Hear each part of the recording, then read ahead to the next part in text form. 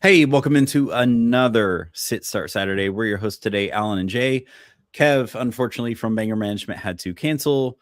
His webcam decided to die on him. So, if any of you out there in the fantasy hockey community have recommendations on a new webcam, if you want to reach out to him, let him know. It'd be awesome. One love. Because I just bought like a random one when I first started doing all this. So, I probably not the one to recommend anything. But yeah, before we get into Sit Start, although Jay, should we just I think we have a couple in the chat. Not in the chat, in the Discord, Right.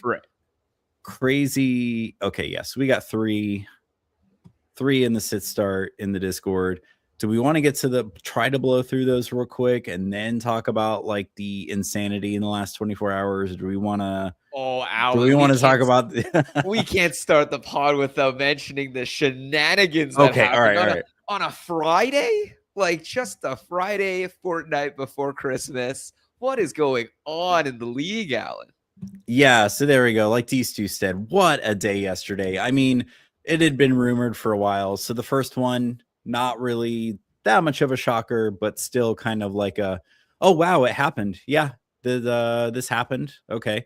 So first up, yes, Tristan Jarry did get traded to the Edmonton Oilers, and then Stuart Skinner did go the other way. Now, less fantasy relevant pieces. Brett Kulak did go also to the Pittsburgh Penguins, and then the Edmonton Oilers did pick up, I think, Spencer Stastny in that trade, who is, from what I can gather, like a younger Brett Kulak. So I guess if Brett Kulak was already fantasy relevant to you, Spencer Stastny will be about as fantasy relevant. But for most of us, who cares? The big pieces are the two goalies. And you looked like you had something, Jay. Yeah, no, I actually did did a little bit of a deeper dive thinking that this would be the main trade. And then obviously whatever the hell happened hours later, I was like, oh God, I know, right? I was like, oh, this is the only exciting thing that's going to happen today. For sure. My big one is, so I looked at it deeper, and I think there are more NHL specific implications than specific fantasy hockey implications. Big piece being that if you looked at the underlying stats, it was more so that I'm going to dig it up first. Let's do the comparable. So Jarry this season has what, a 909, yep. Sorry. Essentially a little better than league average, right? I think last time I checked, league average was like 897-ish. I don't know if that's gone up or down in any direction.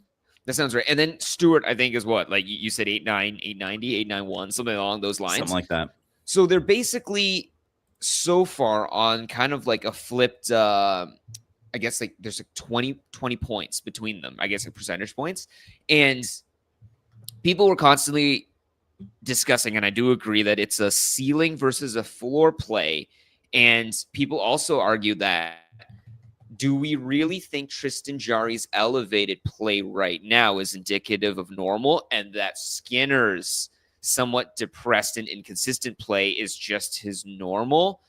People were saying it would be way more, I guess, arguable or likely that Jarry is playing at closer to his peak and Skinner closer to his floor. So is this really value-wise that great? Regardless, if you're viewing them just as like somewhat equal, they are traded as if Jarry is the better goalie. And I don't know, people were voicing their opinions about this being a huge fleece for Kyle Dubas. So he is absolutely taking Bowman to the sticks.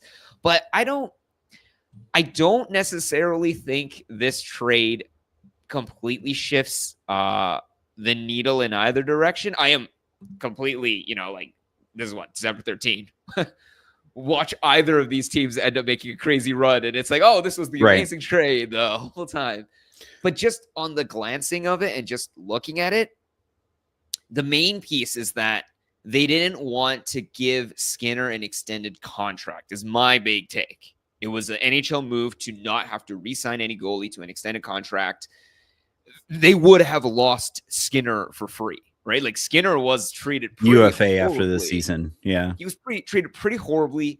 by the fans, by the media. If they re-signed him, I think that would have been a pretty losing deal for Bowman in the sense that what could you have re-signed him for? You can't re-sign him for like $2 million, nor would any Skinner like in his right mind be reasonably, he'd be reasonably justified not to resign for like pennies on the dollar in a city that has been very, very aggressively against him. On the flip side, what happens with Jari? Jari is on a not a He's got 2 more years deal. left. He's what, $5 million? But not is he only on 5.5. He gets what do you call it? He gets 2 years left on his deal, and who else is also on 2 years left in a deal? Connor McDavid. It's like you just roll them together. You know what I mean? Like, so can Jari be good enough in these 2 years? We shall see. But regardless, they're only committing what, $5.5 million to the goaltending increase situation.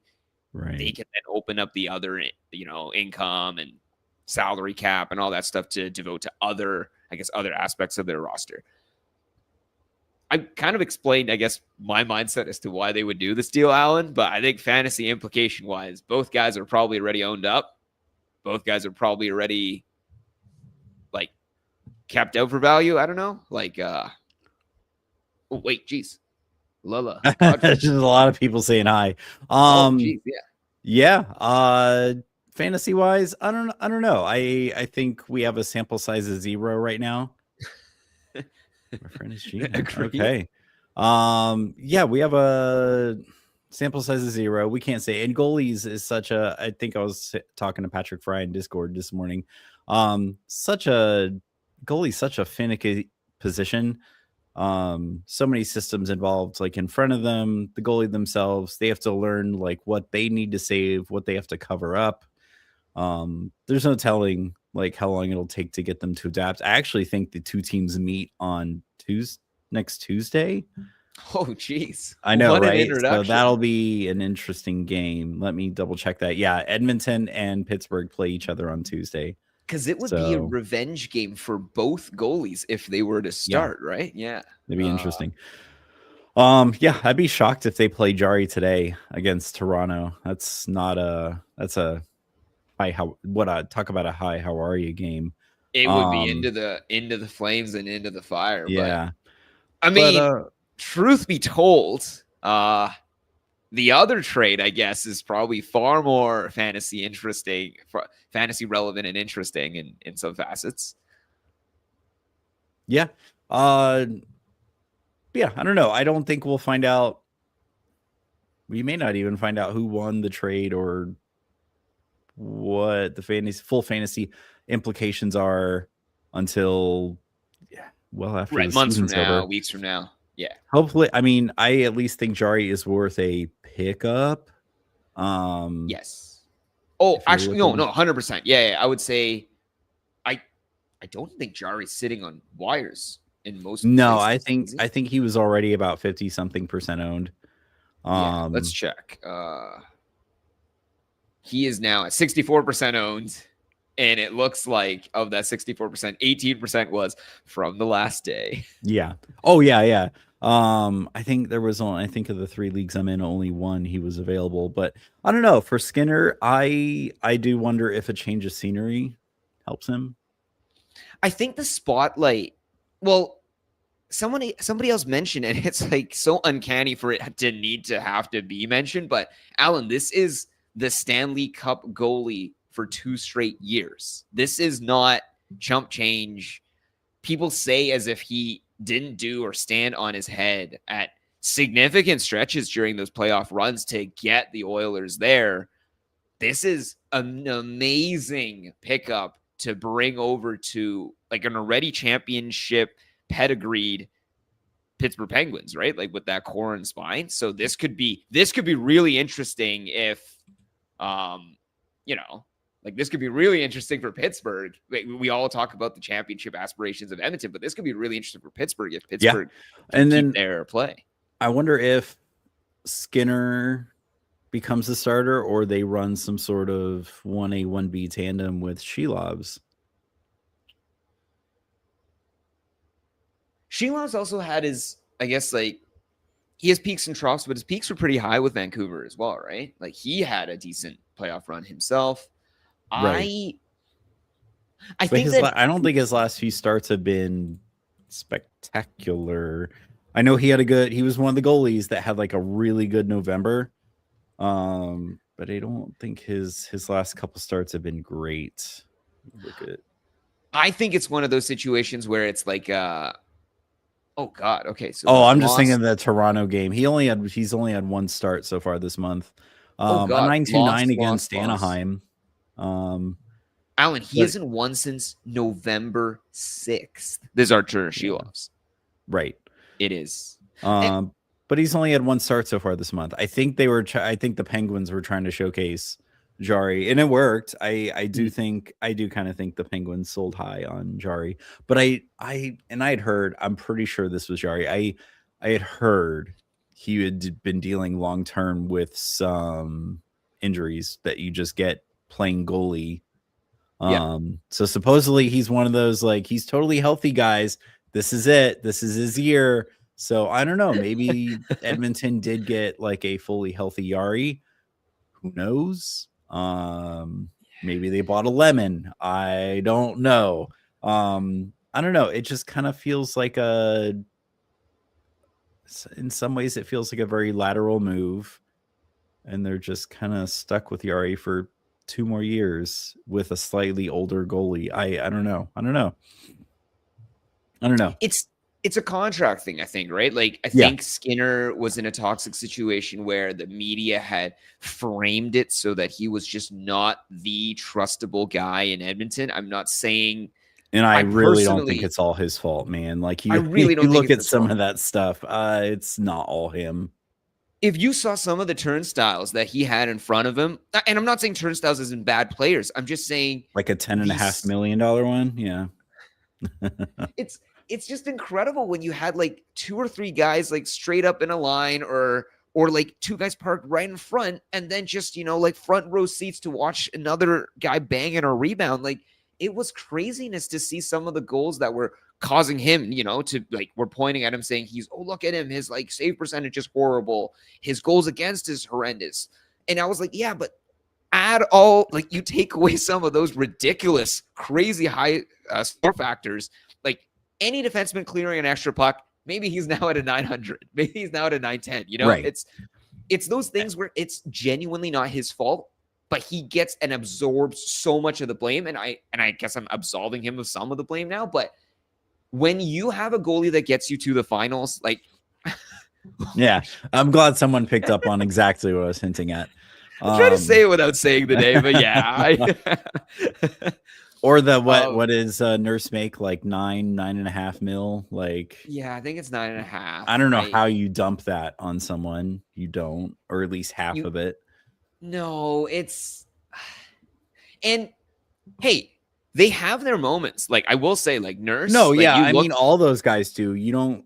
I mean, what if you play one game in the NHL? You're like in the top 1% of all hockey players, right? Like, yeah. But having said that, I mean, all my arguments for them, whatever, it is kind of disgusting when you look at, okay, Bouchard, like, when people talk about Bouchard, you think this guy was like, I don't know, like doing some human turnstile, yeah. Yeah. But he's still got 5 goals, 23 assists. Like, he's producing offensively. He still has 70 odd shots, all that, like almost 40 blocks. And then you look at Nurse, like, Nurse is paid as if he would be like, a top bona fide D-man, and he's got 11 points in 30 games, right? So it's pretty stuff, right? It's pretty I feel like his paycheck is, I don't know, his paycheck is just like very deceptive for his role. Yeah. It's difficult because you have some guys in Edmonton where they are doing good work. It's just that if you're describing their comparative value, they aren't giving good value and supplementary work to what their paycheck, could be. Like, God, Alan, who is on the best contract? I'm so stuck on the best contract for a while was McKinnon's old contract, right? But yeah. Who's on the best contract now? I don't know. Like, it's probably going to be some of those teams that like have like an internal cap kind of thing, like maybe some those guys that should be making like 11, 12 million that make that make like 9, 8, 9. Oh shit! What's Wyatt Johnston's contract? Was it 8 and 8, something like that? Like Wyatt Johnston, maybe something incredible like that. contract. Yeah, especially since he seems to be taking like top line.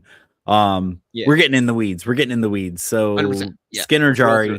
Skinner Jari. Yeah, I don't know. Initial overreactions. This might be, I don't know, lateral move at best. I mean, I think for fantasy, hopefully both guys improve, and hopefully you grabbed Jari, or I don't know if you want to like blow your load and try to trade for him. That seems silly, even though I might have done that in a league and it got accepted. I think the big one is that, so when you have the biggest one is this. So Edmonton, I think, has shown time and time again that like the same players that are playing in front of the same players that were playing.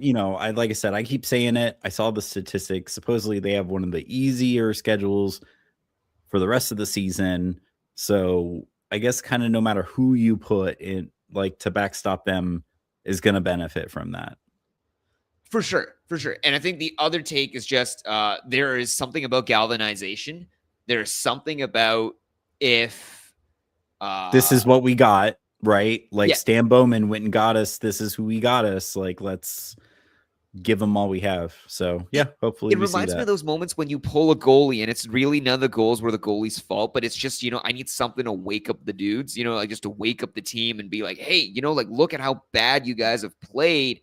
This could be that factor for the Edmonton Oilers. Like, think about how good of a guy Skinner is. Look at all his interviews. They got this man traded out of Edmonton because their play wasn't enough to, make it so that their defense could hold up. Like, where are they sitting right now? They're sitting in a first wild card spot, which is, like, maybe you could argue that they're in the right spot where they're at, but I could argue that I think Edmonton could be just, right behind Vegas, right? Like right in front of Vegas, you could argue too. This is like championship bona fide team. So why and where are they getting this sort of stuff? Like all those damn 7-2 and 8-1 games that they just gave up and let the other team pound them for. And hey, new goalie, like it gets a refreshed locker room, galvanized trade. Maybe that's what it was. Skinner wasn't doing that for them in that way. No. So, all right. Probably enough for now. I gotta do a little bit more homework, and then we have our show tomorrow anyway. And then the other, the probably the unexpected trade, like the bigger trade out. Yeah. Bigger trade. Shit. Was I at the gym yet? I forget where I was. Just all of a sudden, Elliot Friedman tweet comes through, and I'm like, hold up here. Let me make sure it's not April 1st. Okay. Right. Like, it's spelled correctly. It's got the blue check. Holy shit. Like, Quinn Hughes to Minnesota. And what I feel like Vancouver got a pretty good haul for him too. Incredible haul. The first rounder, obviously. That's nice. And then stuff they can use now and in the next couple of years. Marco Rossi, Liam Ogren, and Zeev Boyum going the other way. So you got to think Quinn Hughes automatically, no ands, ifs, or buts, power play 1 in Minnesota. For sure. And then, I think, what was it, Discord, Jay, we were talking before the show, like somewhat. Frank did have a question here. Before we get too far here. So Dan Ballard, top 10 goalie rest of the season. I don't know about top 10. I think Philly plays a very goalie friendly system. You probably got him for free. Right. So I think for the price you would pay to get him, he'll be a good goalie. But I don't know about top 10. Yeah. I mean, I think looking at all those other goalies we mentioned with like the save percentages being what they were, for me to see a 900 plus save percentage goalie, I'm like, oh wow, they still exist out. Yeah. Oh yeah. And it's it looks like it's 898. So maybe it's gone up a little bit. Yeah, but he's 906 and this is pretty decent value, especially for a guy under 50% ownership. I think he is a classic quintessential example of a great. He had the pedigree. I mean, we saw this. What team was he with before? Was it? Oh God, was it Calgary? It might have been Calgary, Was it Calgary? and or Boston. And/or Boston, yeah. But these are the kinds of goalies where I think if there's anyone that's arguing for a 0G hero, great guys like this, right? Like I would say, I don't know if there's a different poster child for these sorts of guys, right? Like guys that ended up taking over a 1A, 1B situation. They play and get a good amount of starts. It looks like their save percentage has earned them enough. They are playing, importantly, on a team that is not likely to actually no, that's not true. So they are in a wild card spot. But you basically want goalies that are right around that angle, right? You don't want necessarily the top tandem goalies in say a Carolina, right, where they have such a good defensive system. Boosty, what, 110 out of 11 or something disgusting? Yeah, because what is that? Like he was the fastest goalie to 10 wins they just came out with and said. But this is great though. So Vladar, again, you pay nothing to get him most likely. If he just starts shitting himself, you don't lose, you don't have any sunk cost if you drop him. So wins. My only thing I would say is, I would say that's not a bad not set up, like not a bad set of categories to have. I was just realizing too, though, like, did Boosie just bounce and luck his way into the main starting role? I'm just looking at some of the stats. Like, it looks pretty. I have some notes on this for tomorrow's show. Like, he's started like several. It's like we were worried about like a 3-headed goalie monster in Carolina. It may be Boosie's net right now. Maybe just a single-headed monster at this point. But just kind of like Boosie's net to lose for the moment. You got Vladar for free. If he sucks, you don't really have any sunk cost into him right now. And with those categories, I would say, I wouldn't say top 10, but he's not hurting you by owning him for sure. So back to Quinn Hughes. So yes, obviously lock for power play 1. Can we call him D1 pairing? I know Jay, you and I were talking about like maybe he's not. I mean, does he have the physicality in Minnesota to really munch a ton of the minutes, right? Because we don't think he could do PK. Maybe he could. But we know Minnesota has a bunch of like physical guys. I guess like this is more of a hot take, Alan, that I was saying, but more this is perfect. They haven't even played a game yet. This is the perfect time to overreact. But I was saying, just he is such a he's not undersized in the way, but he's a slightly undersized D, I guess, like a D man. And when you have him on the same team as some of those other minute munchers, like, do you almost want to shelter some of his defensive duties so that you can open and unlock more of his offensive capacity and capabilities, being on a team where it's already so top heavy? In terms of overloading, in terms of so many other facets, do we want to like throw him out there for like 25 minutes, eating up all those minutes, or do we want to, make him more of like a specialist offensive player, given that you already have guys like on that team who, like, let's look at that Minnesota lineup, right? You have like a Faber, you have like a Brodin, you have those guys that can just sit there. Okay, maybe not Brodin, but you have guys that can just sit there and, munch minutes as well. I mean, they didn't pay Faber just to, he obviously wasn't paid to do anything on the offensive side. So why not, lean heavy into having him do a lot more defensive duty so that Quinn can be more offensive focused? But maybe that doesn't require, Quinn to be sidelined from D1 either. Like, maybe it's just keep it simple. He's our best D-man. D1, power play 1. That's it. Yeah. Or maybe they, I don't know, maybe they kind of not shelter him, but opportunistic plays, right? I do like it. But yeah, I don't know. What do you think, though, I would say about Boyum and Rossi? What do you think There we about go. their Yeah, so there we go. This is where we can absolutely overreact and be like, well, we had a sample size of 0. We were working with what we could. So, and I did, yeah, Patrick Fry did have questions about this in Discord. I tried to answer best I could. I do think, maybe not right away, but I do think Power Play 1 is on the table for Boyum in Vancouver. My big take is I think Boyum is the huge value play because he's Yeah. competing against Hronik, right? That's his Right. competition. And that's where I'm wondering if Hronik gets it maybe at first, right? Because right. You can't. It seems silly to just sort of like, here you go, like high caliber prospect rookie. Like, here is Power Play 1. Like, there you go. So I wonder if Hronik gets it for a handful of games, maybe get Boyum up to speed with their system, how they're going to want him on that power play, and then give it to him. But I see a path for him to get Power Play 1 before season's end. Absolutely. My hot take, though, Alan, is that you look at the standings now, and I didn't realize how far Vancouver's fallen. And oh yeah, they're dead last, right? Yes. And now what do they have to lose? Why not? Why not give him all the time in the world?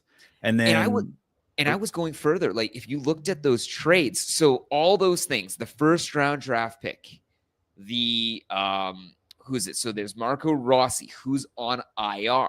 I mean, hey, take your time, it's company time. It's the season. Heal on company. You got hurt on company. Let's quote Shaquille O'Neal. If I got hurt on company time, I want to heal on company time. Like they're I don't even think it's Shaq's quotes or my quotes here. I'm pretty sure this would be straight out of the mouth of the Vancouver GM as well.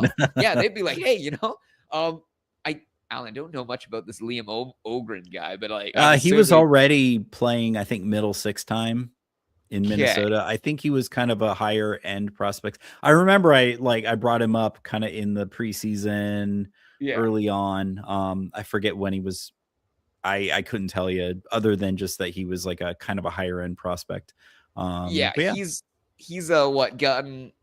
gotten what did it say? He failed to log a point in all 18 games played in which he averaged 9 minutes. So they probably don't care if he plays or not. Like you can give him some extra minutes and stuff, but they actually might want him to play in the sense that if he's getting no points in 18 games and you're telling me McKenna's at the end of a race I finished last, dude, I'll play you for 19 minutes, like 20 minutes. Yeah. I mean, I'm still not sure Ogren is fantasy relevant at all. What you mean, Ogren?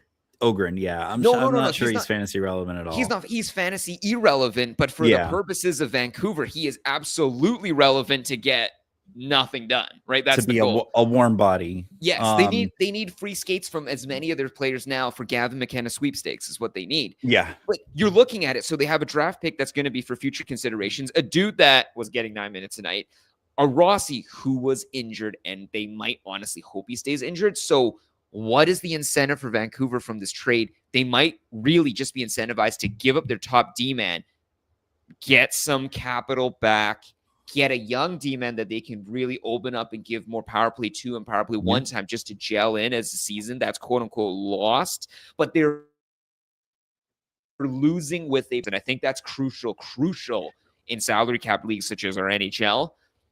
I think this trade, and Alan, we just know. We're going to say it out in the open, Alan. This trade indicates that Vancouver is officially McKenna driven for the rest of 25-26. And it's nice for Rossi. He did sort of, it seems like he hemmed and hawed to get that contract signed. Like, it did seem like he wanted out. I don't know if Vancouver is where he wanted to go, but he is out. Vancouver gets their 2C in Minnesota. He wanted the rain in Vancouver, I guess, is what he was going with. Yeah. I don't know. For deployment, though, you got to think Rossi is their 2C. Power Power play 1 though. Do we think Rossi gets power play 1 when he comes back? Does this doesn't fuck up their entire setup? I'm just looking at their guys. So I'm looking at there's what DeBrus, Besser, Garland. That's going to be their new. Well, who else is on the move, right? I guess Rossi has to be, right? If he when or if he comes back on back from IR, right? Because I mean, and they've talked about not talked about. I mean, they were trying Reichel for like a minute, right? At 2C, it didn't work. Alan, where are their centers? Why am I scrolling through just a whole bunch of names that I swear are wingers? PD's out right now. Who is centering their lines? Nobody. Yeah, everyone is kind of dead right now. Just have an empty space in their face-off dots. Like, what is going on? And maybe their goal is maybe the goal is just to tank, Alan. Okay, like, so initial lines like well, I think this is also they have no PD in there. Yeah. But I mean, initial lineups, I mean, Daily Faceoff does have Zeev Boyum and Marco Rossi in Power Play 1, but there's also no PD. Yeah. I don't know. I'd be shocked if they don't have Marco Rossi on Power Play 1. Right. Yeah, David Camp 1C. Like, what the heck? This was David Camp was the guy who had his him and Toronto mutually parted ways. And now he's the 1C in Vancouver right now with PD out. Like, that's how desperate their 1C situation is, or their center situation is. The whole center market actually is just nuts right now. Like, everyone's hard up for like quality centers. I think this is crazy value for Marco Rossi right now. Like, he's what, 20% ownership. I mean, like his stonk's down though, right? Because he's not playing with Kaprizov. Yes, but having said that, he's also given like a full free reign for center 1, line 1, right? Like, you shift with PD out, right? Yeah. Well, he's not. No, Rossi's still injured. Like, he's not playing tonight. They said but does Vancouver have a game tonight? I thought Vancouver. I think so. Yeah. So Vancouver doesn't play tonight, but they do have a game on Sunday in which Rossi was stated and slated to be nearing a return. I don't know if I believe any of this bullshit anymore, man. Like, it's just who knows. Although, what is it like? Bo Horvat, like, one announcement was like day to day, then it's week to week. Now it's like 1 to 3 weeks. Right. Yeah. Turns out he was missing a leg and we had to regrow it. Like, what did you mean 1 week away? But yeah, like, so this could entirely be, if Marco Rossi is truly along as the, I guess, Canucks or I guess the Wild before we're stating regarding his injury about nearing a return to play on Sunday, then this would be stonks to the moon for Rossi, because at 20% ownership, he's now going for top line centerman. No Jeek in his way. Like, this is damn. No Jeek, no Yurov. And I wonder if that's what helped motivate this trade was the ascension of Daniil Yurov. For sure. Even though he himself doesn't do a whole lot that shows up on like a fantasy box score, they were able to, Daniil Yurov is like a warm enough body to play with Kaprizov and then either Zook or Tarasenko right now. I think the two value plays are just this the Vancouver center position, because I think Rossi displaces any other center after PD, and then further PD could also shift to a wing, and you could create, I guess, like a somewhat stronger top line setup than you had before. And then I think at the same time, the other value play is just with the vacated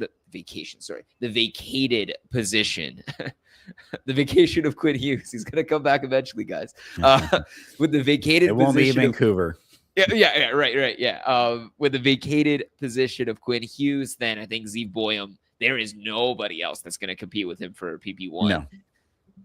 And unfortunately, it looks like I feel like this is, well, I guess I saw like early lineup, like, the first pairing was Hughes Faber, because my initial thought was Faber stonks down. Like, there's just no way in hell he's sniffing Power Play 1 without an injury. And they put him together.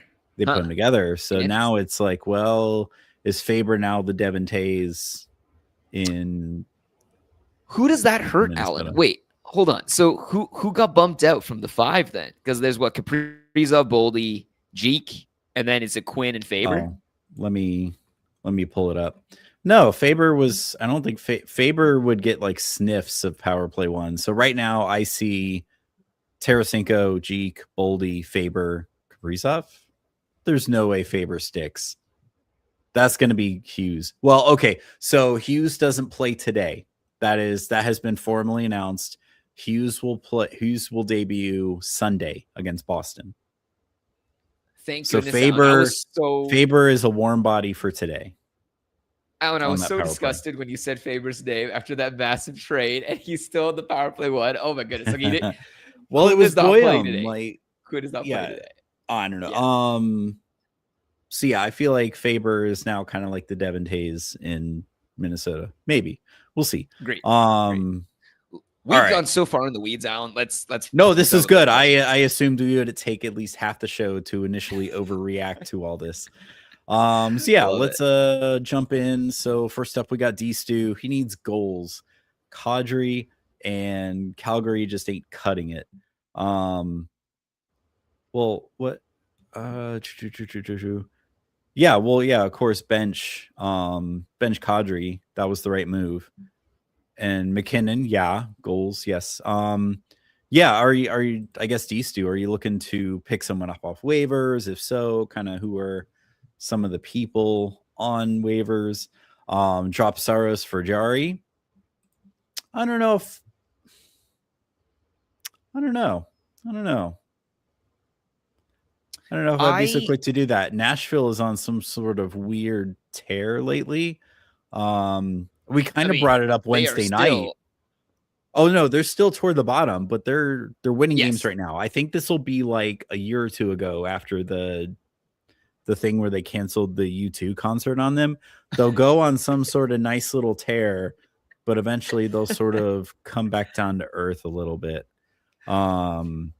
Management should seriously just implement more of these, like concert tour opportunities, just to have strategic cancels available to them to like boost morale or something. Like I don't know if there's enough runway for them to even sniff a wild card spot, but for right now they're winning games. I don't know. I'm torn on that one. I think the big one is like I mentioned it last time as well, that one of their wins that they talked about, like they got a big win, but the big win was on the backs of them like almost throwing a game against the Avs, right? They almost they had the Avs on the ropes. It was the Avs had already pulled their goalie. They had, I think, like 2 or 3 chances cleanly to clear the zone and failed. Like, this is a team that has structural issues, just structural problems. I would not do it. I would not be opposed to dropping a Saros for a Jari. My only thing with Jari is just that goalie-wise, Saros should have elevated play in terms of his ceiling capacity compared to Jari's ceiling capacity, goalie to goalie. But then their team scenarios and situations are very different. Teams is kind of the deciding factor for me. I still feel like Saros is the better individual goalie, but Jari has the better team in front of him. Maybe not defensively, but Jari has he has like 2 of the best players in the world in front of him. And so I would say, importantly, this is a differentiating factor for a points league, which he said is a points league, right? So maybe you have a little bit more leeway to play Jari. And I would say too, big thing with points is points league always prioritize wins and shutouts and saves, right? Like those are the 3 main ones that get targeted with additional points. I would say in those sorts of league settings, you can end up, it depends on how many points, or I guess how valuable a win is. Because some, like in our league, Alan, I don't think any league is more skewed for goalie wins than maybe the leagues we play in. And even in those leagues and setups and situations, you can have goalies that see so much rubber that they can still deliver crazy outsized value. Yeah. In that case, I think you almost want the Saros, right? Because Saros is going to face so much puck. And like I said, Edmonton has one of the easy. It was like 5th easiest schedule from here on out. Yeah. I guess so. I'd be okay with Yari over Saros. Like I said, I truly think Nashville will kind of come back down to earth. I just don't think they have the personnel to really go on some sort of historic run to even, like I said, sniff a wild card spot. You don't think Stamkos is going to score 4 goals a night for the rest of the season? No. Does he have the talent? Yes. Does he have the people around him to make it happen? Not right now. But yeah, Patrick, I wouldn't worry. If Faber is like your 4th, 5th defenseman, I wouldn't panic yet. Like I said, early deployments show that Faber is paired with Hughes. There's still, I mean, Hronek was still fantasy relevant a lot of the time. So if you were okay with favoring, or if Hronek was rostered in a lot of leagues, I would say Faber is still very rosterable. Especially if those peripherals were relevant to you already, now you have a little bit better of a point ceiling. Yeah, I wouldn't panic. And again, like we've joked about, Jay and I have joked about it. I think even TJ's joked about it. Oh no. Yeah, okay, there we go. So Patrick, yeah, I set this up. So now depending on whichever way you want it, you can watch us vertically or horizontally. Maybe I disable that, but last time someone actually liked that you could watch this vertically or horizontally. But yeah, I wouldn't panic about Faber yet. I lost my train of thought. Oh well. Point being, yeah, don't panic on Faber. Hopefully you didn't give up too much for him. Oh yeah, the power play one. Yeah, we've joked about it for a while. I remember TJ's even joked about it, that like the quarterback is kind of irrelevant there in Minnesota, and we're about to find out just how irrelevant now that they actually have someone who is a bona fide stud at that position. And if it turned out, I would be so upset if it turned out that it was the Minnesota situation the whole time. Oh, that'd be so upsetting. Okay, so hard days nights. He's playing Beckett Senek and Cutter Gauthier. He's benching Zegras and Emil Heineman. Cats League, he needs goals, assists, plus minus Pim's blocks. Yeah, I'd say, I mean, Senek and Gauthier will get you the goals and the assists for sure. Plus minus. I mean, if they're scoring goals, that'll definitely be a boost for your plus minus. Pims and blocks, I say with those 4 guys are going to be hard to get. I mean, Heineman, I would say gets you the blocks, but out of those 4, I just don't know who would get you Pims and stuff. Heineman maybe, right? Like with physicality, but I don't think it's worth benching Gauthier or Senek at the cost of. Yeah, if you need goals and assists, I would shoot for goals and assists. Try to get those categories. So too. I also just get blocks. I just structurally love the idea of starting both Cutter, Gauthier, and Bennett Seneke as a lover of the concentrative scoring. I just love it. And they got Dostal back today, so hopefully that gives them more of an opportunity to just go ham and try to score. All right. So we got okay, so we got the lineup. Do we want to move to Pokemon? Yep. So we are benching Aho and Barzal. And this is our league where I think this is our league where goalies don't do a whole lot. So, okay. So Heischer versus Anaheim. I kind of my only concern is now Jersey is down just a ton of guys. Yeah. It's that league. They're down. It's the league Timo, where there's a heavy skew towards goals. Oh, did I lose you, Jay?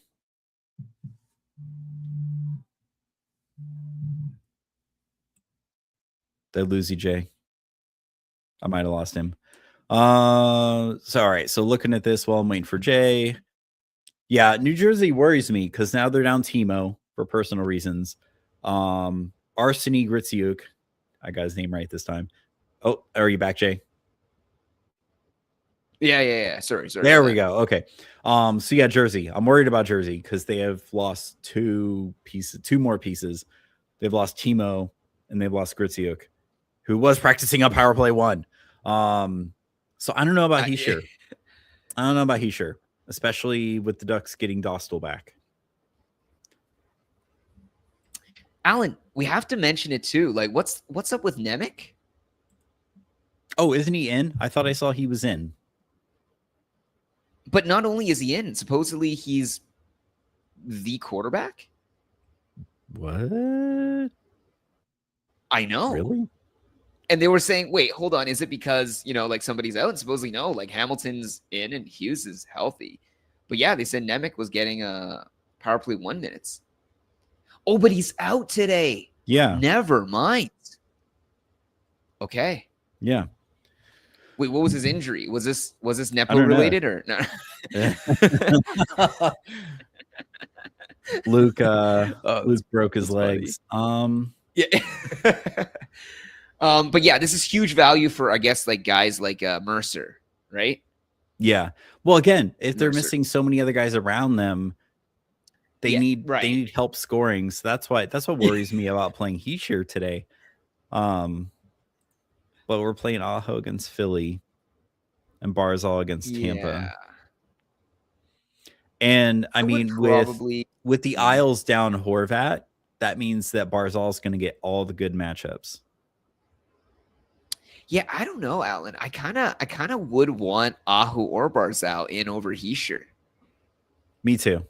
Me too. Hischier is playing a top Western Conference team, which is crazy to say about Anaheim. Guys, like I am stuck in like last year's mentality too, right? But we're 10 weeks in. The last few years where Anaheim is just garbage. Sure. But yeah. But this year they are amazing. And you're getting what? So Aho is on also the top team. Is that the top team in the one of East? The top teams? Yep, top team in the Met. Top team in the Met. Yeah, top team in the Isles as well. I don't know. Hopefully Winnipeg, because it sounds like Connor Hellebuyck could come back any day now. Yes. Hopefully Winnipeg plays Comrie. That makes me feel better about playing Strome. Yeah. But I would still play Strome, honestly. Like, if you threw both Aho and Barzal in over Hischier and Strome, I would like kind of grit my teeth a little, but I would understand it. I would definitely understand that more than starting Hischier and Strome, knowing what neither of them are really huge upgrades over the other. I don't feel good about Hischier right now with them being down so many other pieces. Because what does that make? Let me see what that makes their top line now. Because that makes their because I think they're doing okay. So top Brat. Brat Palat Hischier. Brat Palat Hischier. And then their second line drops off hard. Mercer, Cotter, Nason. Yeah. Right. And their power play 1 is now, in addition to Hischier, Brat, Mercer, and I guess Dougie's back. So I guess Dougie Hamilton alongside Nason. I don't know, Alan. That doesn't really strike me as like I don't know. It doesn't strike me as, like the tiger, the teething tiger. You know what I mean? I don't know if that strikes me. I mean, I don't know. Maybe he'll come into a lucky game, but he only has 1 assist in his last 5 games. Even in the 4-8 loss to Tampa, like he had nothing to show for it. Which is insane to say. Oh my God, this is the top line centerman and top line power play. Yeah. Oh God. But it sucks because any game he could fall backwards into like 2-3 points. Yes. Is he the only guy taking faceoffs in that team? Like, is he just on the ice to take? Is he on the ice to take faceoffs and then like hustles to the bench or something? Like, the Ryan O'Reilly. Yeah. O'Reilly. I feel like Aho is substitutable for Hischier.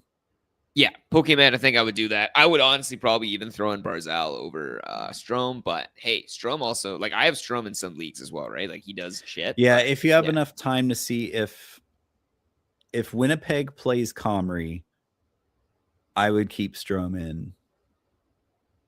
Right. Okay. Because Comrie has been garbage, and I'm so glad that I did not rush out to the wire to pick up Comrie. Because I feel like everywhere I've seen where people rush to pick up Comrie, he has been dropped since. Oh, Alan, I play in a crazy deep league where I don't think Comrie is droppable, and I picked him up, and it is like that's how deep the league is, right? I think it's like 500 players or whatnot are still like ownable in that league, and I got Comrie.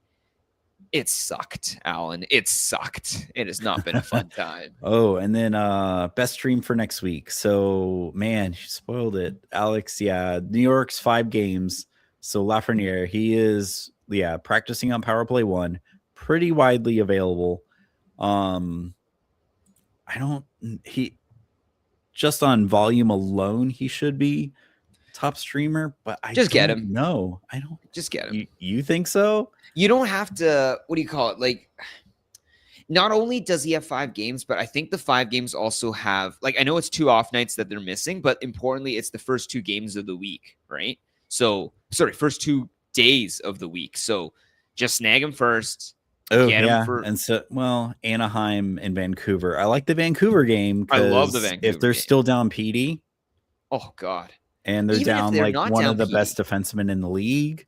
Yeah. They got an injured dude, a dude that plays 9 minutes, a rookie, and they're also, before losing their best defenseman, the last placed team in the league. So yeah, beautiful stream.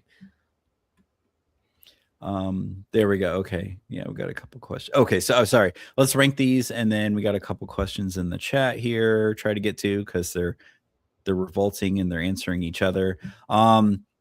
I would Buchnevich at the bottom for me, hands down. I know he had a little bit of a hot streak there, but dude is $8 million and only has an $8 million player only has 15-ish points on the season. Zacha above him.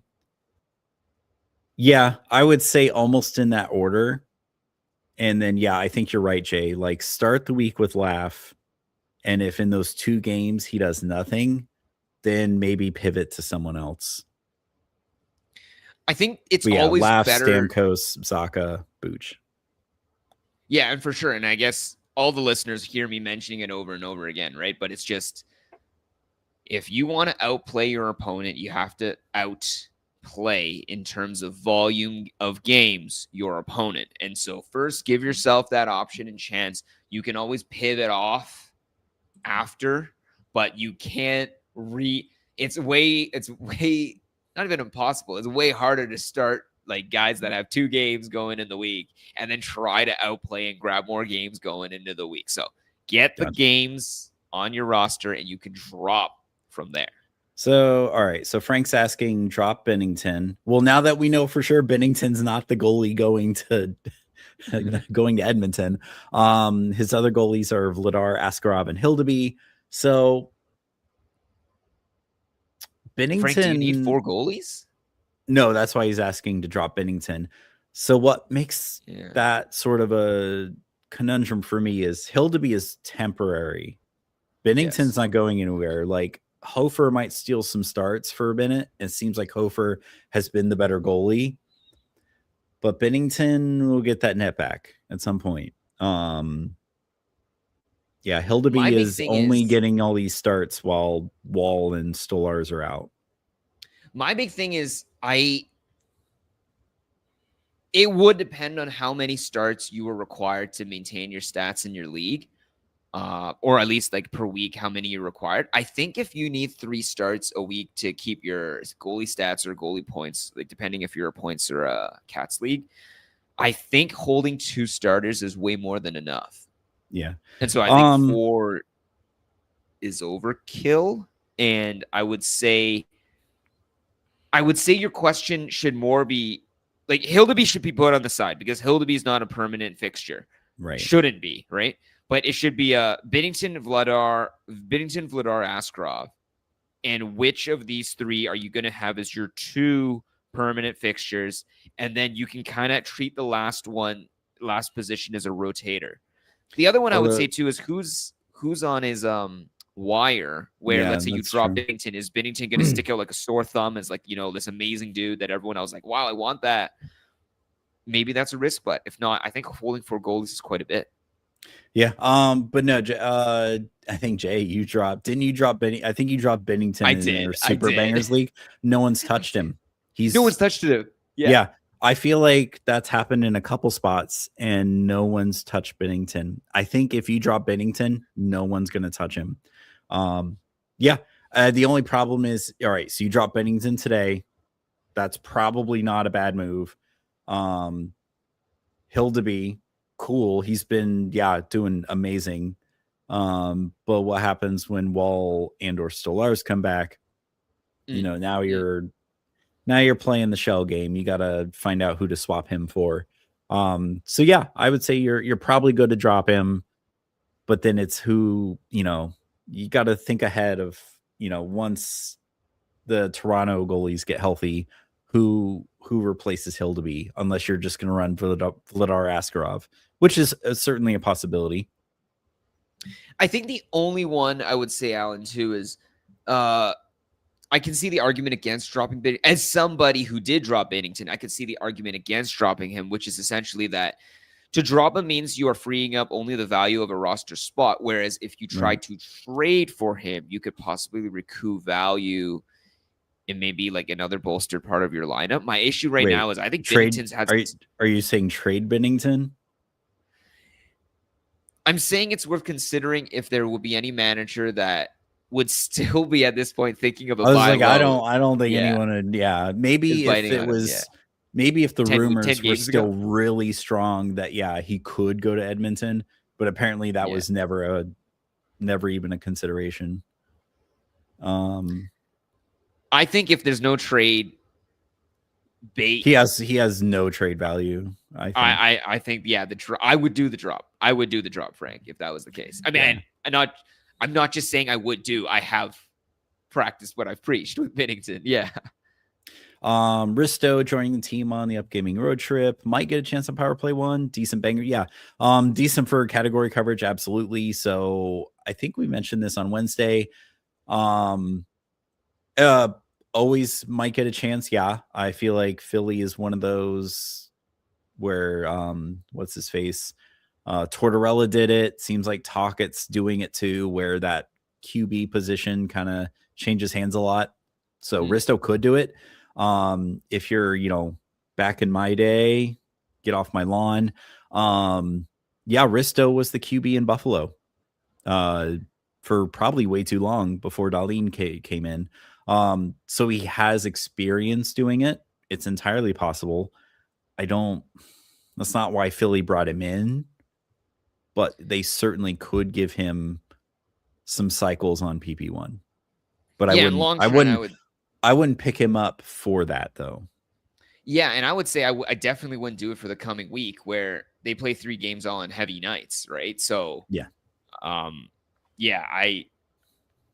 mean, I would need to see your roster construction long trend as well. Where are you missing? Are you like slotting in a guy like a Big Daddy, Bang Daddy Gudis? You know what I mean? Of course, I would rather have the upside of a Ristolainen, someone getting PP1. Yeah. If that was the consideration, but then if it's like, if you already have guys, like I think the marginal utility of, let's say, if you have 4 roster positions for D and then you get an additional 5th power play quarterback, I don't think it's that sexy for you to like get a non-optimized schedule for it. But I think if you, let's say, only have 2 or 3 and you want to add the 4th to supplement, sure, you can consider for that, but not for the schedule like this, right? Like if he was playing for, let's say, the Rangers, right? Great schedule, great everything. Sure, I could work that in, but not for a 3 Tuesday, Thursday, Saturday heavy night setup. No. Okay. Yeah. Okay. Yeah, man, I'm getting frustrated with Levshinov, man. I wonder if they try someone else, but it is not good that I'm hoping it's just a very minor injury. Bedard did leave, go down the tunnel like right at the end of the game last night, which sucks because it's like that's the league where I have Bedard and Celebrini on the same team, and I feel like those two win me some weeks. If you lose Bedard, if the Blackhawks are out Bedard for any length of time, Levshinov pretty much worthless. Yeah, Yes. I got to figure out what to do with Levchinov if Bedard misses time. Hopefully Alan, not. when is this? Oh God, jeez, yeah, no. Bedard doesn't even have any updates until Monday. I don't know. It looks like he just landed on his shoulder funny. A lot of comments, and again, on the internet, no one knows you're a dog. So it could just be maybe a slight dislocation. Could just be needs to get popped back in. He's good as new in a day or two. But yeah, I don't know. We'll see. But yeah, that's it. Didn't see anything else between him and the rest of that. Oh yeah. And then what was even kind of frustrating is like no one went after anyone on the Blues like when that happened. Like this is I feel like this is what makes like a good like a cup contender team is like everyone fucking stands up for each other. Like, you know, when people get in Vazzy's face, like everyone goes and gets in their face kind of thing. Like no one stood up for Bedard. Like everyone just kind of stood there. Dirty, and you can kind of see the hit or not. Yes. And you can see the difference, right? Like for Toronto, for example. Toronto, I swear. Exactly. Yes. The other, nothing on the opposite end of the spectrum. Like, it's horrific. That's why they never win championships, right? And then that's what surprised me a bit when the Oilers, for example, like when McDavid and Draisaitl started, you know, spearing players, you know, like taking like cheap shots. Like I thought it sounds weird because obviously we don't condone these sorts of things. And that's what sucks anything, now that they've lost the guys like Kane, like Corey Perry. Now look at what's good. Like guys know, and that's what's, you know, been maybe part of their struggles to start the season is they know that they can push the Oilers around and who's gonna mess with them, right? Yeah. But anyway, that's whole other discussion. Let's not open that can of worms. Yeah. Anyway, so that's it for today. Good luck, everyone. Hopefully you got something out of today. Jay and I will be back tomorrow afternoon for the Week 11 script. We will talk at you later. Yeah, we'll pick you up later.